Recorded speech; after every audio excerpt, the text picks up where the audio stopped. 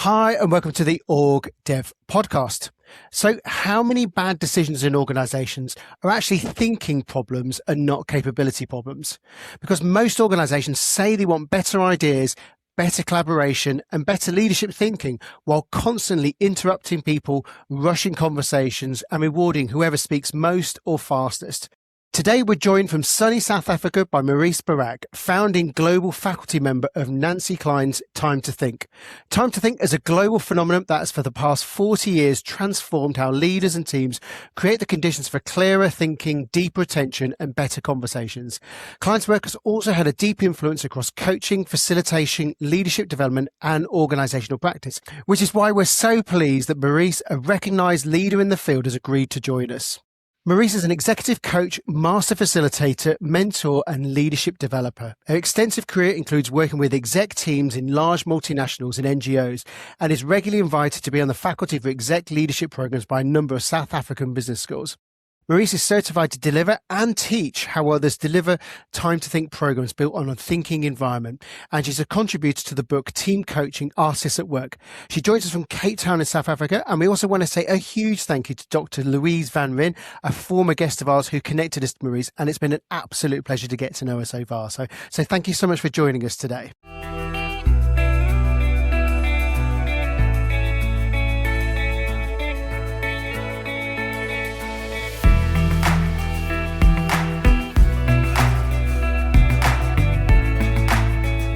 We're delighted to have you with us, and it's been a lovely opportunity to revisit Nancy's work and just kind of reread her books and get up to date with the new books that she's published as well since we last read them. So just to kick us off, can you just paint a picture of the work that you do and just bring it to life for our listeners?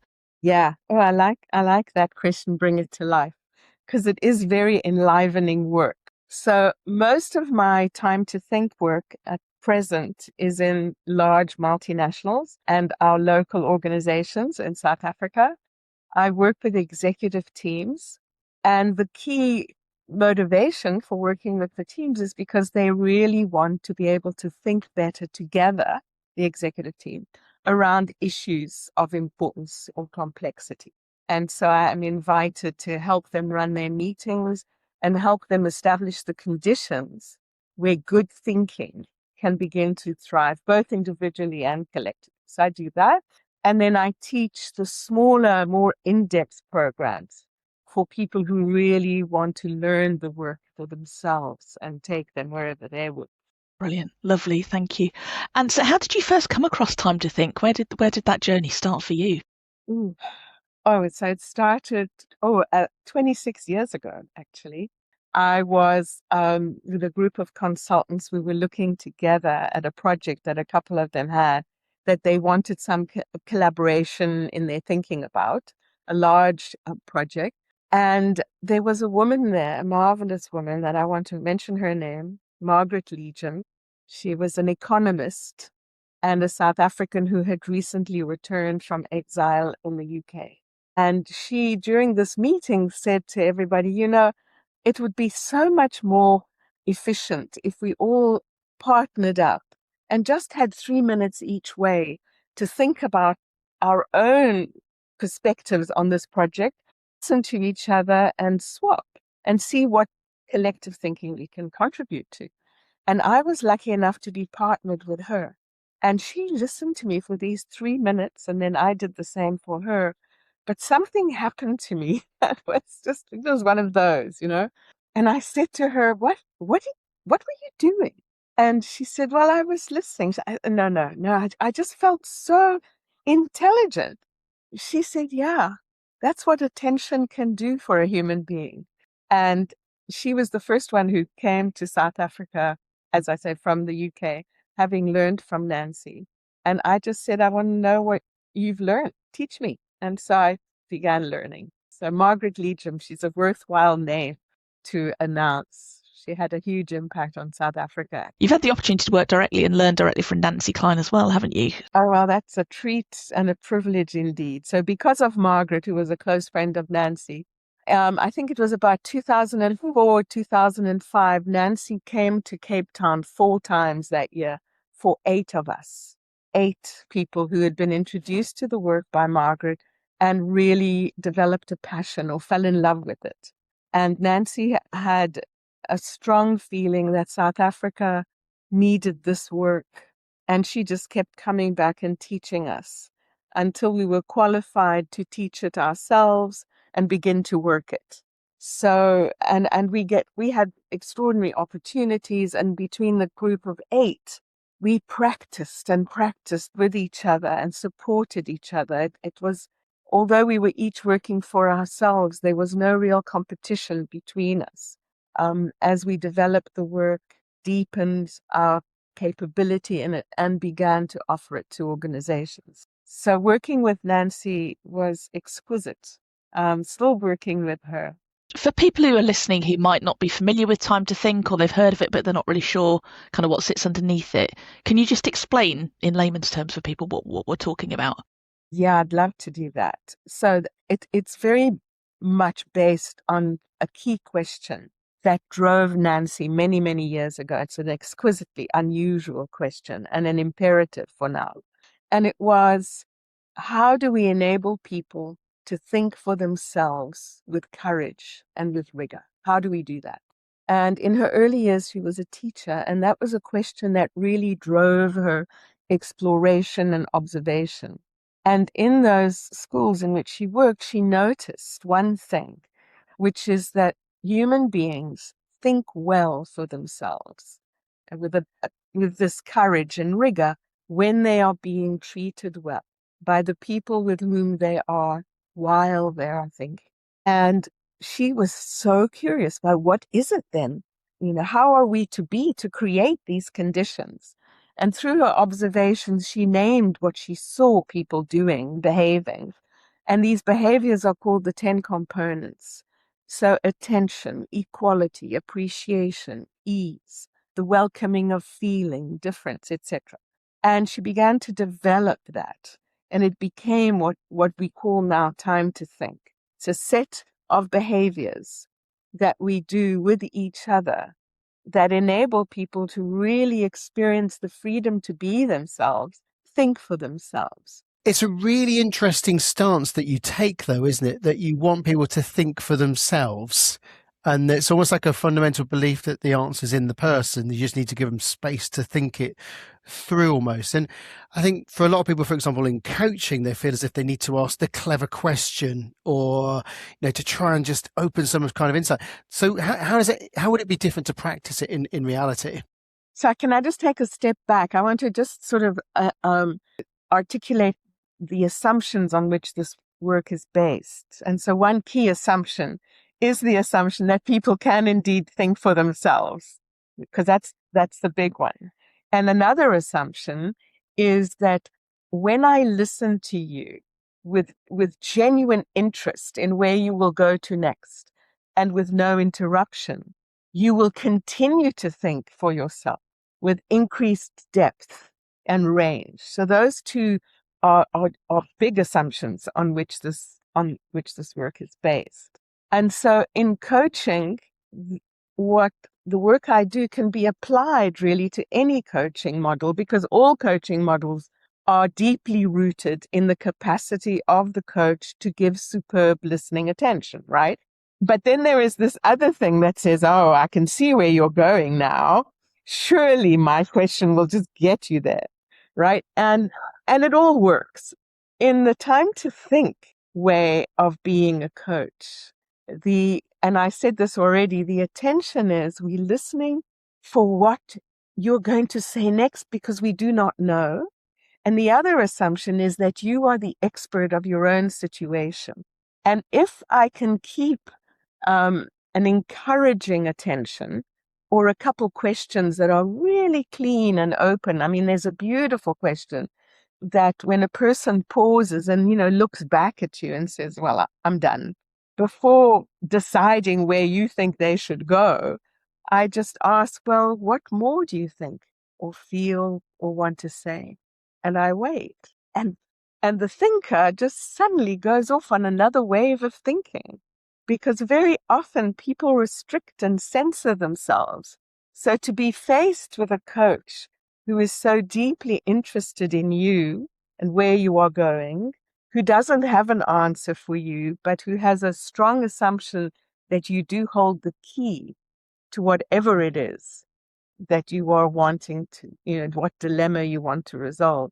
That energetically gives the client such courage, to continue, to be unafraid to say things they might have never said, or to unpack, areas of mind and heart that they haven't unpacked before, or to face their own limiting assumptions that may be in their way of accomplishing what they want to accomplish.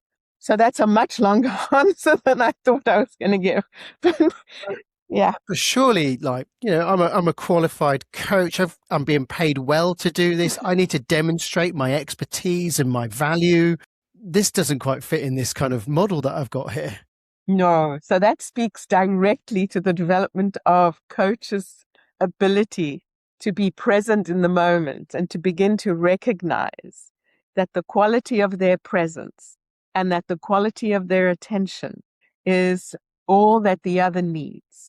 Okay. Not 100% of the time, because sometimes your client wants to know your perspective and you have one. Yeah. So, but there's a beautiful, a quote of Nancy's that I just think is brilliant, and it's specifically for coaches. It's a question she asks. She says, how do I know as a coach that what I am about to say is more important than what you are about to think? It's a profound question. So that's always, it's always present, that dilemma, that challenge. And Garin, I have to say, it is hard to be a coach in this, because there's a little voice that says, oh my gosh, I haven't said anything for 35 minutes and they are paying me for this, But then when your client lights up because they have discovered something for themselves, or maybe because they have confronted something that they haven't for a long time, or they begin to see where their own responsibility lies, you think, well, how could I not do this work that empowers, that enables you?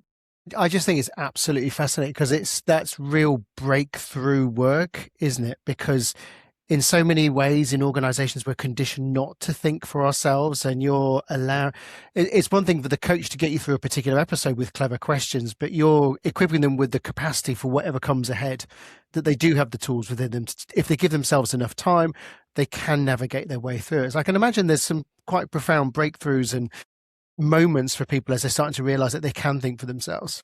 Yeah, there are many, many indeed. And I have to admit, in all frankness, it's not for everyone, because of the deep conditioning that we have all been brought up with, that actually I can't think for myself. I need an expert. And this is not to say we don't use experts when we need them. We need information, we need expertise. So all of that is part of it.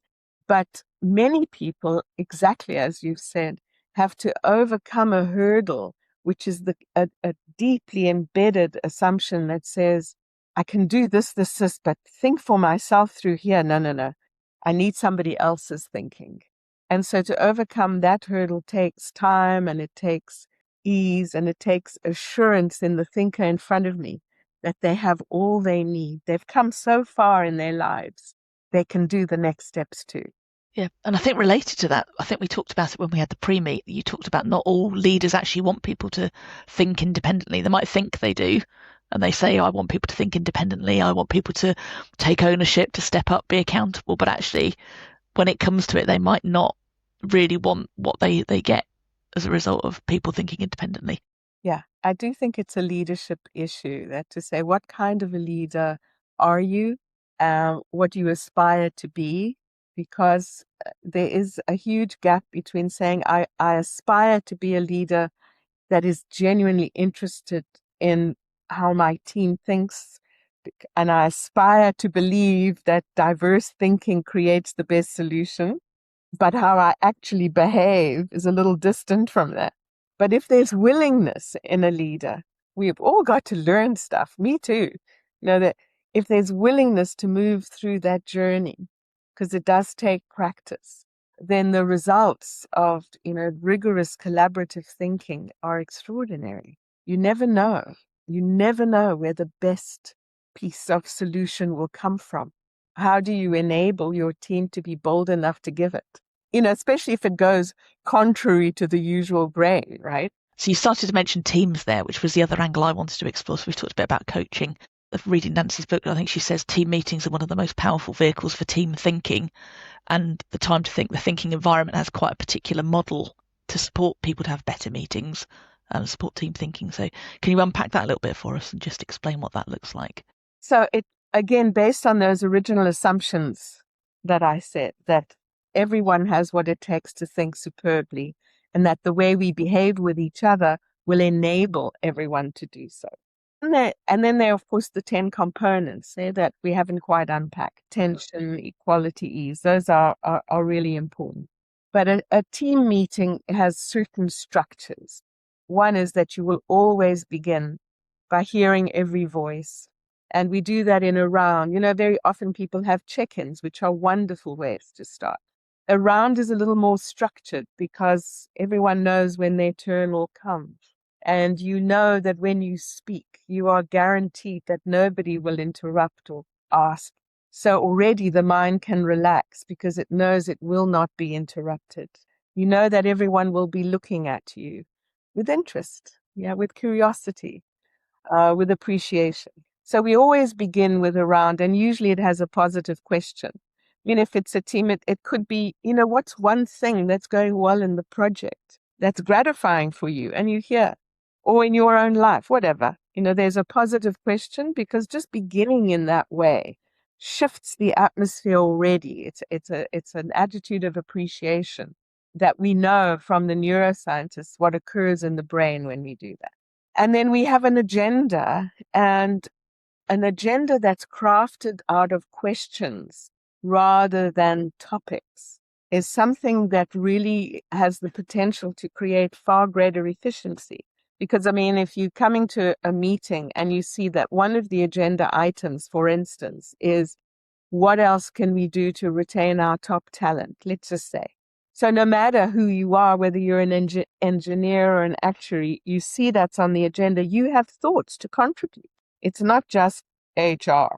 So we go through learning how to craft questions based on the outcomes we would like to achieve within the meeting and its constraints of time and the number of people, etc. So an agenda that is in questions. And then when I run a meeting, very often with each agenda item, I'll have pairs think about it for a short while and have a dialogue before hearing from every voice. Because the moment pairs consider something together, the quality of the collective thinking that you will harvest later is far richer. So there are a lot of mini structures, but key in all of these is that the 10 components of the thinking environment are held throughout the meeting. Do you think it's the right moment to unpack some of those 10 components now, because we've touched on them? So, already in our threesome here, they're beautifully present in the ways that you are interviewing. So, attention, I suppose, would be the great integrator of all 10. And the definition of attention is listening, interest in where the person will go to next in their thinking, and with no interrupt. This quality, it's an extraordinary quality that human beings have an abundance of, and what helps me in this interview is the way that the two of you are looking at me. You're warm and you've got a smile on your face and you're interested, and that seems, that makes me feel at ease and it sparks. Another of these components is equality, is the idea that you and I are equal thinkers. No matter our differences, no matter our rank and power, as thinkers, we are equal. And so that's an attitudinal behavior, but also we give each other equal time in our meetings. Always, no matter what the rank, we give each other equal time. And we certainly don't interrupt. Another one, a beautiful, unusual one business-wise, is ease. So that's not one that is usually on, on corporate value systems. Ease. And some of them have urgency. So ease, I love the definition of ease. It's discarding internal urgency. It's an awareness that there's in where we work, there will always be urgency. And these days, it's intensified. But in terms of a thinking environment, how do we create internal ease? Because if I can do that through whichever way I do, and people have their own different ways, then the people around me will be able to think better if I demonstrate or express that ease. So then there's appreciation, which is seeing what is good and right and saying so about human beings and about situations. And people think better, when they know they're appreciated. So the appreciation really matters. And I think what I enjoyed when I was rereading the books was just that idea that appreciation is not a nice to have, that it really matters. If you're concerned about people being able to do their best and perform brilliantly and bring their whole, be their whole selves, then that appreciation is really, really important for people and their brains. Yeah, and it's not a tick box. There's always a danger when you've got things like the 10 components. And people will just sort of tick. I've appreciated 3 people today. So it's how do you practice being an appreciative human being? So how do you notice your colleagues? And because people want to contribute. How do you notice their contributions? Not only their skill, but their qualities of character, and say so. But that's such an important thing, isn't it? Because, for example, if you take leadership teams, one of the things that we hear quite a lot is a lot of leaders work in a vacuum. Not so often their teams will tell them they're doing a good job. The CEOs aren't necessarily very nurturing, so they do live in a vacuum. So that appreciation is a good way of creating that environment where people feel as if they are actually valuable and they're making a contribution, isn't it? And I think I read in the book, was it the ratio is like 5-1? So 5 parts positive to 1 part critic, which is a lovely ratio, isn't it? And often quite counter-cultural to many organizations. Yeah, I'm just trying to remember. That's based on the research. They did longitudinal research on relationships. The Gottman Institute, on genuine, married relationships, like 37 years. And what they found in those is that the relationships that lasted well, that were rich, had that ratio of 5-1, 5 appreciations to every criticism. So that's where that comes from. So at work, it would be good even if we did 3-1, 1-1 would be the some places. But I guess in a way that also gives you the legitimate right to give the critique then, doesn't it? Because you've seen that appreciative part. Okay, now when there's critique, it's like you can see it in context. Yeah. People often think that if you appreciate, then you will never give straight feedback. And that is not so, because appreciation develops the connection between us, the trust, the knowing that you see me, but also the assurance that you will tell me the truth.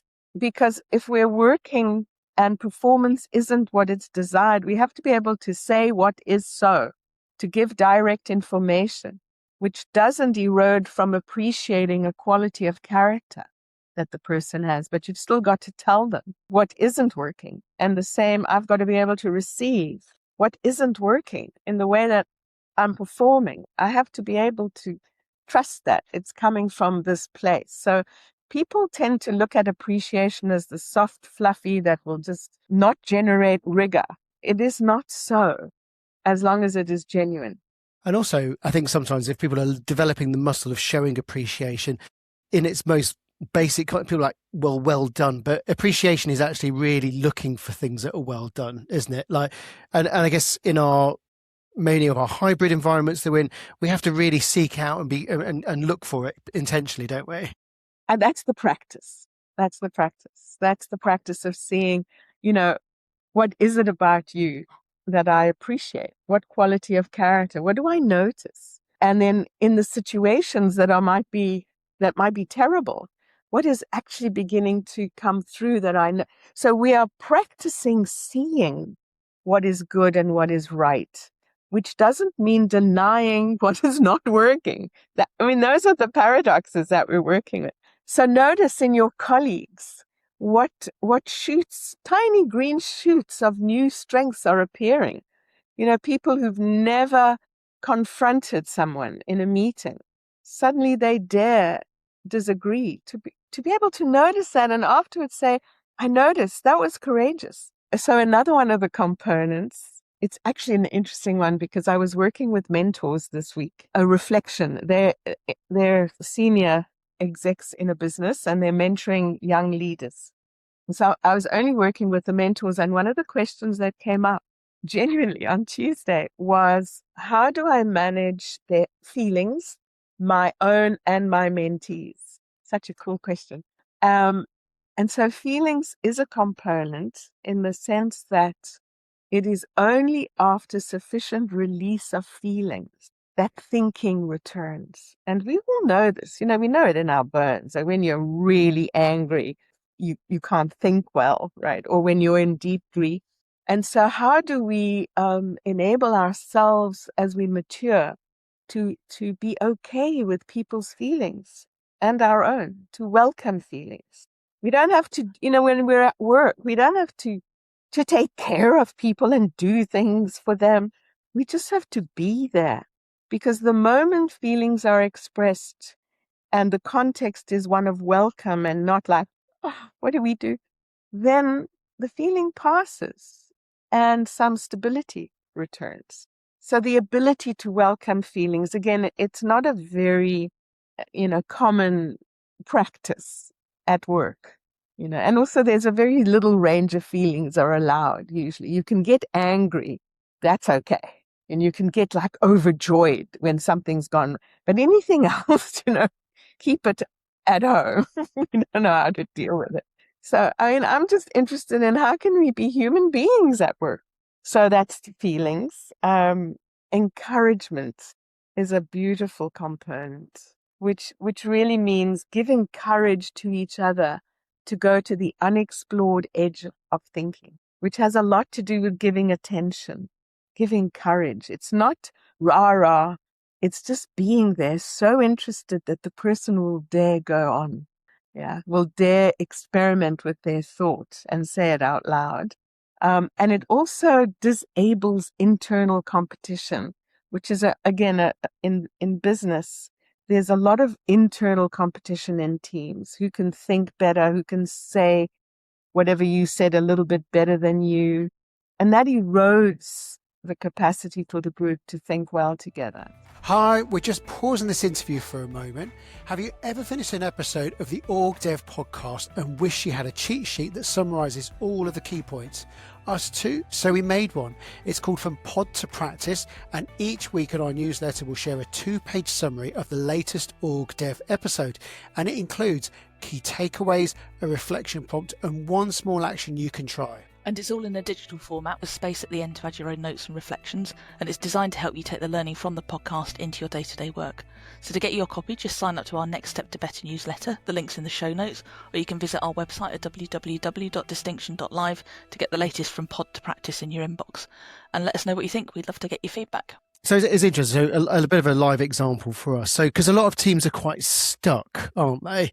Maybe one team or one element of the organization has taken a position and another one's taken a position. So, for example, we're working with one client, and I think the word that they used was like mutually exasperated with each other, which is a wonderful term, isn't it? So, like if you're doing the time to think process, how do you start to move teams like into a position where they can start to have that kind of conversation where it sounds like, the emotional processing part is an important part of it? Well, that happens a lot. And so if the team, firstly, for me, I need to know that the team has expressed their willingness to learn and to think together, not to give up their perspectives, not that, but to learn that. So the willingness is present. So if willingness is present, we do rounds, depending on the size of the team, obviously we do rounds, and the invitation is really listen to each person as they describe their perspective on the issue. And we go around and allow yourself to be interested. You do not have to agree.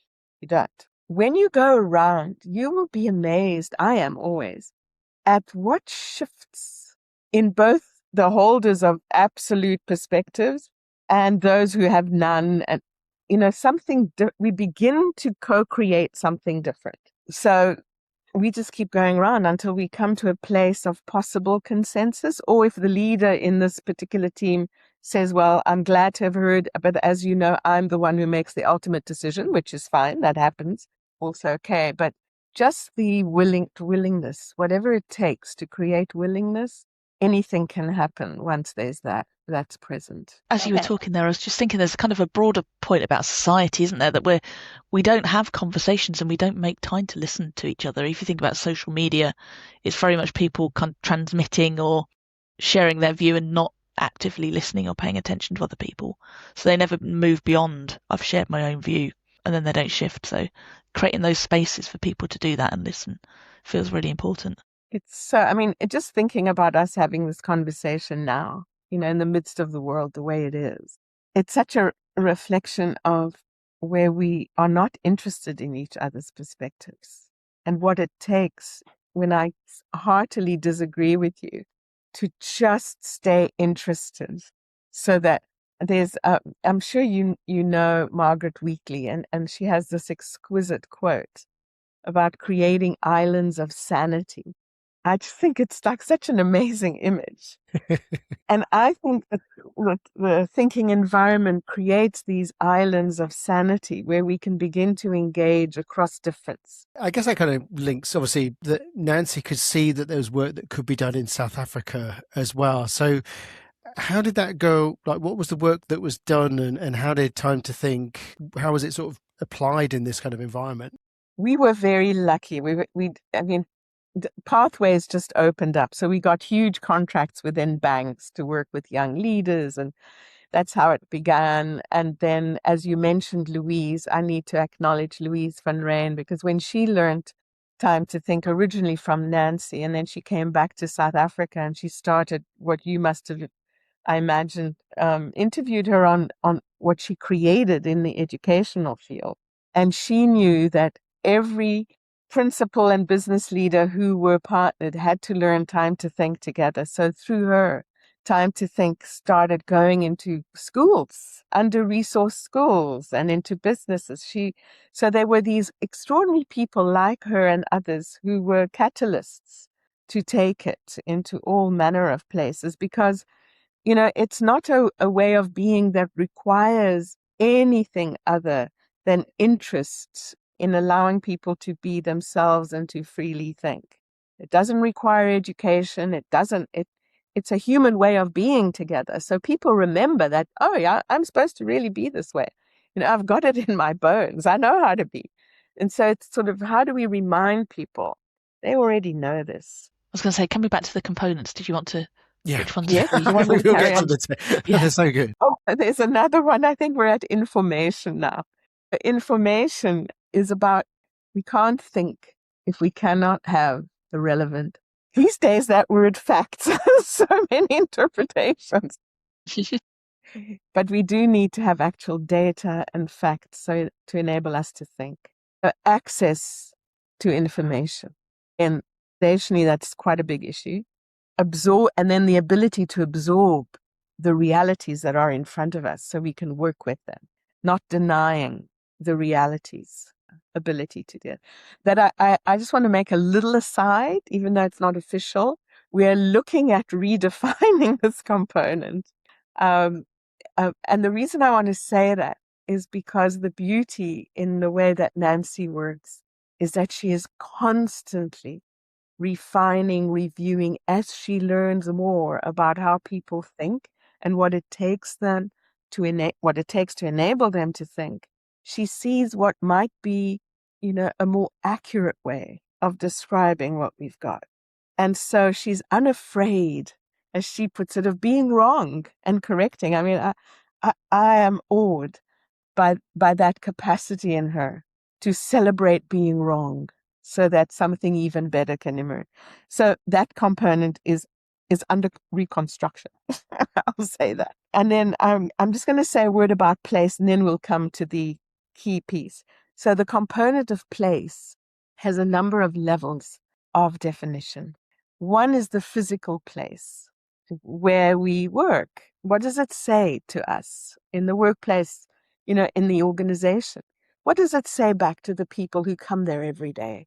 Does it say, you matter, we thought of you, we've created a beautiful coffee place for you to meet, we've generated privacy, what does it say? So that's my place where I work at home, if I'm online, how I care for this space. But then there's this body in which thinking takes place, because a body is the place in which thinking happens. So is it nourished? Is it warm enough? Is it well?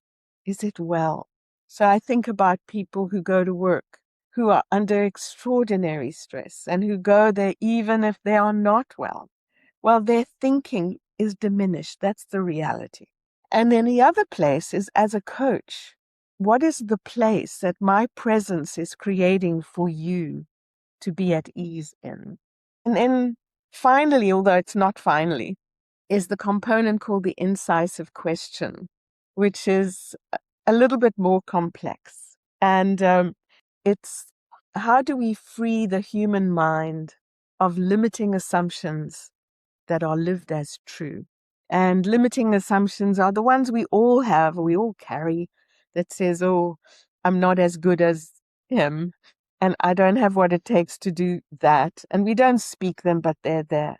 And an incisive question is a question created to liberate one. It says, well, I mean, I'll just give you an example of a fun one, which is if you knew that you had 20% more confidence, what would you do differently? And your mind plays in that place of an incisive question. And when the mind plays, it comes through with something quite extraordinary sometimes. And that's where it liberates. So those are the 10 components.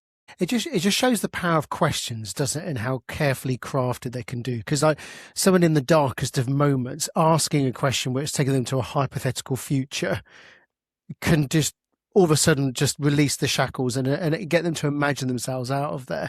So there's so much that can be done, isn't there? And there's so much power that the coach or the facilitator can have with that. Yeah, I mean, those questions, I have my own, that helped me in times when I get anxious and or nervous about going into a particular project. And I have my thinking sessions with my partner, and I get to an incisive question. And very often I keep that question, because in the moment when the old assumptions come and says, "Oh, Maryse, you're not that good, really," I have a question. Actually, I'll share it with you. That says, "Maryse, if you knew that your kind of intelligence is exactly what is needed now, how would you move forward?" And it just goes, yeah, my contribution. It just goes, oh, you just breathe out. And in that out breath, new thoughts arise. So it's a profound piece of work and you can use it for groups, by the way. If we knew as a team that Exco is really interested in our perspective on this decision, what would we tell them? Because as you said, Garin, it's hypothetical. So it's not stuck. It has room to shift and flow. Can I just ask one question? Forgive me because I've basically from the notes from this first conversation, and I saw this in the book when I was rereading it, is the role of catalyst. Catalyst in biochemistry is an amazing thing. It's a substance that increases the rate of change without being consumed, or it also lowers the energy required for change, allows the change to proceed more quickly. And this is what it's kind of related to attention, I think, in terms of that being that catalyst. But it felt like when you said it was such a powerful thing that you said, I was like, oh, I'm going to get it in, but it's so important. Well, I do think that exquisite attention catalyzes the moment. Human attention is, in my view, a creative force. That's why it's a practice. It's not just listening. It's an energetic. It's my own presence. It's my interest. It's my eyes. It's my face. All of that is offered to the person who is thinking or I'm partnering. That does catalyze new thought, new possibility. I mean, I see it, in my clients. It might also generate more feeling. It can do any of the human things.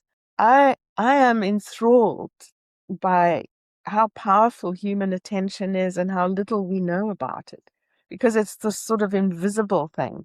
And yet we know when we receive it, how it impacts us and shifts, the heart and the whole way of being, how it enables me to be more myself, because in the way that you are looking at me, you are giving me something.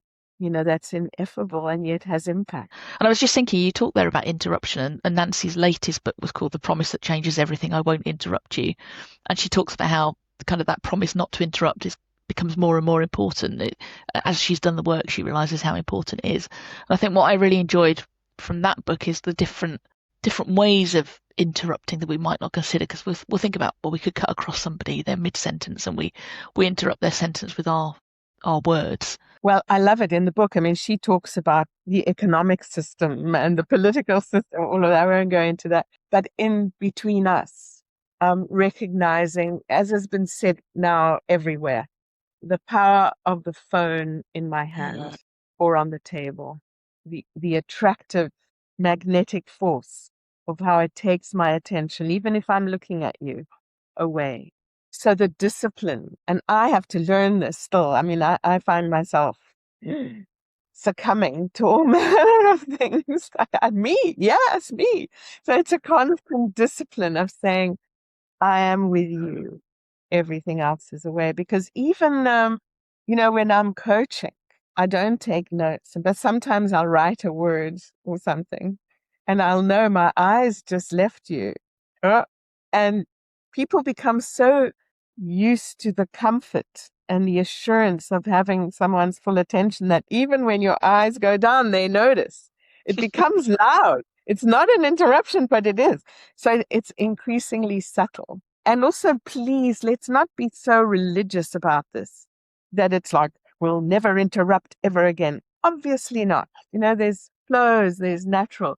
When it becomes a practice, it does change the whole choreography of the way in which we have a conversation. We know how to take equal turns, that we begin to develop a flow in the group. It's wonderful. Shifting gears slightly, what do you enjoy most about the work that you do? I love this work. I do love it. I think I do enjoy it. I think it's because it's so meaningful to me. I think last time we spoke, I mentioned about, having a sense of purpose from a very young age, that I had to contribute. I had to enable something to happen because I am present. And I fell in love with this work because it gave me a language that was accessible to any, and it gives me an income. I mean, how cool is that? So what do I love most? Let's take it in corporate, I love most when you come into a session with a group, some people know a bit about the work, some people don't. They're looking at you, they're checking you out. They say, who is this old white woman? And why are we sitting in a circle? And, that beginning, checking out kind of, I love that. I love entering into the space together, preparing the space for people, being checked out and connecting with people and watching them just watching ease as they just relax and breathe out and become more themselves and be more robust in their interactions. So I love that. I love what happens when people do their first thinking pair. And some people absolutely adore it. One Italian man 2 weeks ago when I was in Germany he said, there is so much joy knowing I will not be interrupted. Yeah, that's one. And then somebody else said, 3 minutes was so long. I thought it would never end. So there's that whole diversity of different different experiences. I love that. And I love bringing people slowly to places that are meaningful for themselves. And I love their insight when they begin to resolve issues or come to areas of agreement. And I love to see them when they appreciate each other. Yeah. There's so much. I'm sure there's so much more. but it's such unique work, isn't it? And I guess a question that we had is, what has to be true for a leader or an organization for this to really land, or to be ready for it as well? Or do you just work with what is? Well, over the years, I love working with what is, because what is, there's nothing, it's what you've got, right? It's what you've got. There's always an entry point. But it's wonderful when you have someone who is a champion of the work and invites you in. That is wonderful. Last year in a bank in another country, a CEO invited me. He'd been a real skeptic. I'd worked with him a couple years before. Serious skeptic, but an honest skeptic, asking good questions. I mean, not willing to just believe anything. So a really good, yummy kind of engaging skeptic. And last year he flew me to his place to say, my team isn't thinking well. We've got to think well. Please come and help. So that opportunity is superb. It's superb. Next week, I am going to be with another executive team, brought along with one of the directors. I don't know the CEO. I think the director loves the work who's bringing me in. I know very little. They want to align as a team and begin to see how they will work together.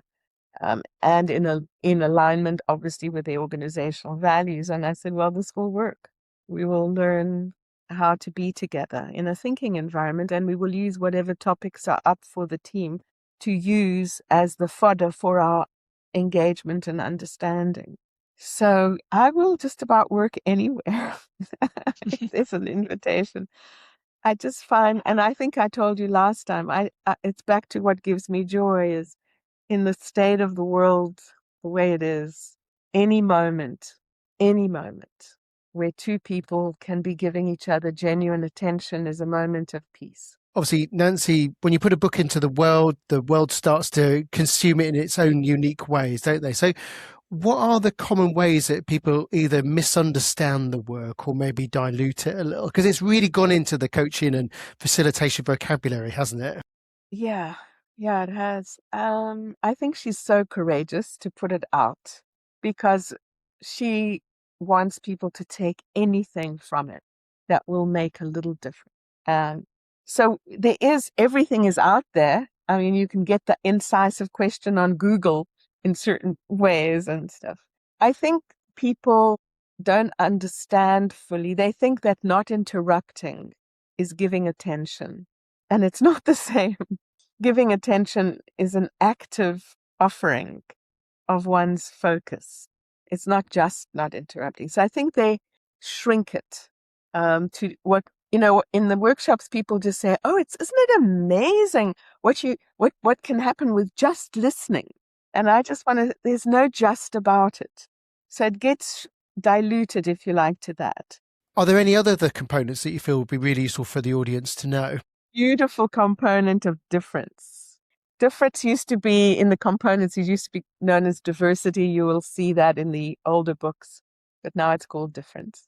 And it's a very, very hands-on practical definition, which is also just a couple years old. And I particularly love it. And it's committing to freedom from untrue assumptions driving prejudice. So it's a big mouthful. And for me, I'll tell you what it means to me. It means for me to increase my awareness of all the limiting assumptions that I hold about groups or difference that may drive structural prejudice. And I know some of them because I'm aware of them. A whole load of others I do not know. And I welcome people shining a light on where my shadow is, that I do not see the kind of structural prejudice that I contribute to by just, here I am, a white, privileged old woman. And so I love this, committing to freedom. We can't do it generically. We each have to do it for ourselves. It's a beautiful definition. But thanks for giving me that opportunity. That is really important, though, because we're never observers of the work, are we? Even though we are, we are participants in the work in an organisation, aren't we? Even if we're external. Yeah. So, I guess just one question I wanted to ask is, I was listening to this preparation. There's two coaches talking about it, and one of the things that they mentioned was when you're doing like a coaching session with someone, when you start the session, you don't go back over the action plan that you agreed in the last session. you basically pick up where you are and kind of ask, what are you thinking, or what are you at the moment? Because the person's expected to be thinking for themselves. You don't necessarily go drag over the past. You let the person bring what they bring. Is that right? What is the reasoning behind that? Yeah, that is absolutely right. Every session is a fresh session. If I see you and I see you again in 3 weeks, you're in a completely different place in yourself. Life has happened. You have engaged with life in different ways. So every moment is a new, fresh moment. I am not a coach that is there to be responsible for your accountability. I mean, you might ask me as a client saying, would you please keep me accountable? And I will say to you, how would you like me to keep you accountable?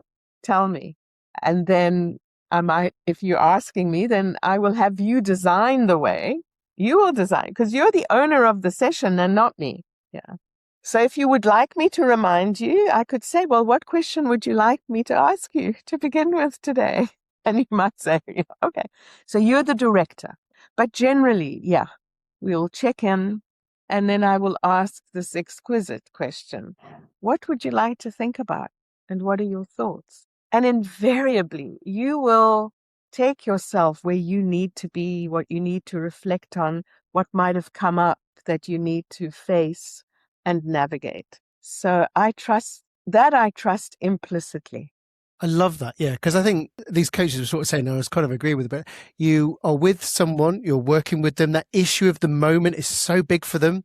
You sort of help them in their own mind, come up with their own plan. And then afterwards, 3 weeks later, they said they've kind of moved on from that anyway. What was a huge thing is no longer a huge thing. Their thinking has evolved. And that's quite a big evolution of coaching thinking, isn't it? The power of the coach's presence, so the development of the coach's presence as a key transformative way of enabling the other to also enhance their own unique presence. And so there's a whole range of coaching now.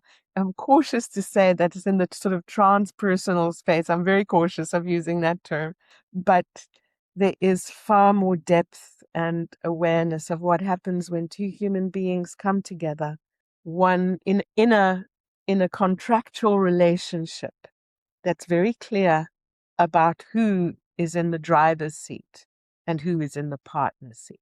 So it's a big question, but when you look back at your career and the work that you've done, what are some of the biggest lessons that you take forward with you? I have to say, look, I'm old, hey? I'm 76 years old, so it's very long.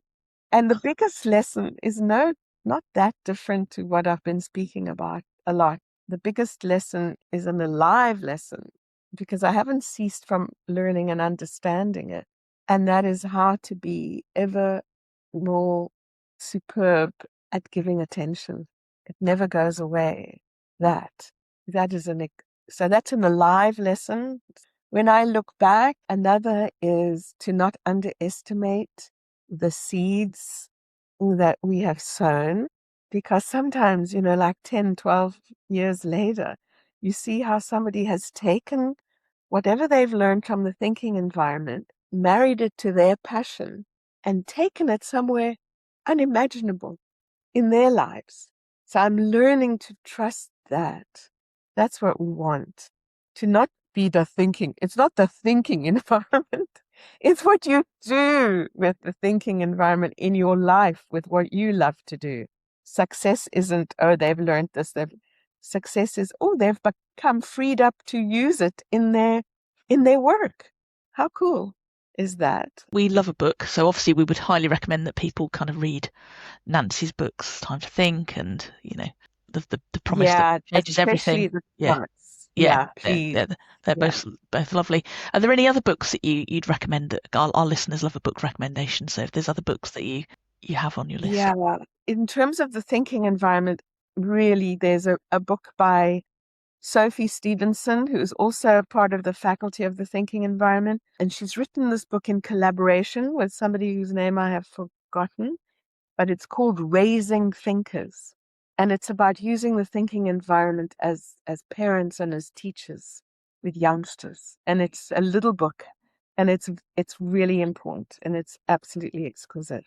I also wanted to mention my friend Monica Schultz from Stockholm in Sweden, whose TEDx talk was selected by chosen editorial choice, and it's called How to Listen So People Can Think, and it's a delightful TEDx talk. She's just inimitable in her way, and it's very practical, and it's fun, and it's full of stories. And then the last question from us. So if someone's looking at this and they're going, do you know what, I'd love to incorporate this into my practice, what advice would you give someone who's just starting out now from the very beginning? Tell them to contact me. Bold and blunt. So there are programs. There are programs, very short programs for small groups. So they're highly interactive. And one is for using the 10 components in the facilitation of groups, for instance. And that's called the Time to Think Foundation course. Then there are programs to support coaches or people who really want to learn how to use the incisive question and how to be a genuine thinking partner. And that's called the Time to Think Partnership course. For very few, 4 to 6 people only. So it's all based on interaction and practice. It's not a lecture setting. So these are very practical programs. Do read Nancy's book. Everything that we do till 2020 is in that book because it was published in 2020. So there's quite a lot of more stuff. Yeah, look on the website. Time to Think website has wonderful articles and links that could help anyone to just begin to develop their interest and see how the thinking environment is applied in a diversity of contexts. We'll make sure all of the links that Maryse shared with us are in the show notes. So please, whether you listen to this on audio or watch on video, then please do click on those links and explore them as well. They're brilliant resources. So we want to say a huge thank you. You've taken 2 very tired OD consultants that have been on the road all week, locked away in a strategy room. And I can't speak for Dani, but it's been a really joyful conversation. It's been really inspiring. And it's really kind of reconnected me back with my coaching practice. I don't know if it has for you, Dani. But I guess, what are you taking away from today's conversation? I've thoroughly enjoyed it. It's been a lovely conversation just to listen to you speak and bring things to life for us. There's so many things. I don't really know where to start, but I think I was really struck by that incisive question you talked about, the kind of what would you do if you knew your exact type of thing was intelligence was exactly what was needed in the moment. I heard that. I thought, oh, actually, I need that myself. You can have it. You can have it. Thank you. Oh, thank you both. I must say that this has been so much fun, and I love the differences between the two of you and your warmth and your sense of welcome and the ease of the flow that you've developed, obviously, over time as to how you work together is a wonder. So thank you so much for this opportunity. I've loved it. Yeah, but I genuinely think our audience will get so much value from this. It's such a brilliant body of work that Nancy's given to the world. What you've given to it as well is to bring it to life for people and how applicable it is, regardless of the context and how you apply it, and just the energy that you bring to it as well.